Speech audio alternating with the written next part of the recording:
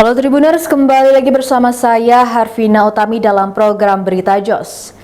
Ditreskrimum Polda Sumut berencana segera memeriksa kondisi psikologis AKBP Ahirudin Hasibuan, pejabat Ditnarkoba Polda Sumut yang dicopot karena membiarkan anaknya Aditya Hasibuan menganiaya mahasiswa bernama Ken Admiral.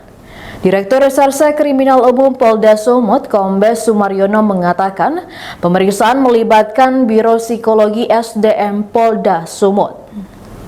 Pemeriksaan psikologis ini berkaitan dengan karakteristik AKBP Ahirudin Hasibuan yang dikenal emosional atau temperamental.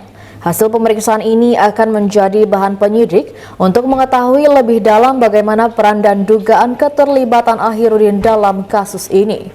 Polisi berjanji akan segera menyampaikan bagaimana hasil pemeriksaan psikologi mantan Kasat Narkoba Polresta Deli Serang tersebut. Dalam kasus penganiayaan Ken Admiral, baru satu orang yang ditetapkan sebagai tersangka dan ditahan yakni Aditya Hasibuan, anak AKBP Ahirudin Hasibuan.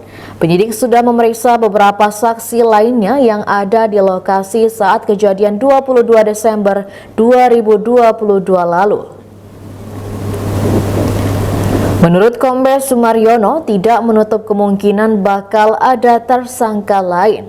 Setelah terbongkar harta dan kekayaan AKBP Ahirudin Nasution di LHKPN, Komisi Pemberantasan Korupsi angkat bicara. Sejumlah pihak sebelumnya mendesak KPK untuk mengusut kemewahan properti AKBP Ahirudin Nasution yang diduga tidak sinkron dengan harta yang tertera di LHKPN. Komisi Pemberantasan Korupsi menyatakan motor Harley Davidson dengan nomor polisi B6168HSB yang kerap dipamerkan AKBP Ahirudin Hasibuan di media sosialnya bodong alias palsu.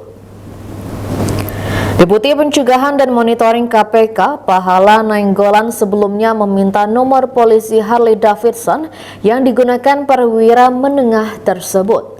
Selang beberapa waktu kemudian ia menyatakan bahwa plat itu bodong. Harta kekayaan AKBP Ahirudin menjadi sorotan setelah video yang merekam aksi penganiayaan anaknya Aditya Hasibuan terhadap seorang mahasiswa viral di media sosial. AKBP Ahirudin Hasibuan juga terekam berada di lokasi, namun ia hanya membiarkan aksi brutal anaknya. Publik kemudian menyoroti harta kekayaan AKBP Ahirudin. Dia kerap memamerkan motor Harley Davidson hingga mobil Rubicon di media sosial Instagram. Namun, kendaraan bernilai miliaran rupiah itu tidak tercatat dalam laporan harta kekayaan penyelenggara negara atau LHKPN miliknya yang hanya berjumlah 460 juta rupiah.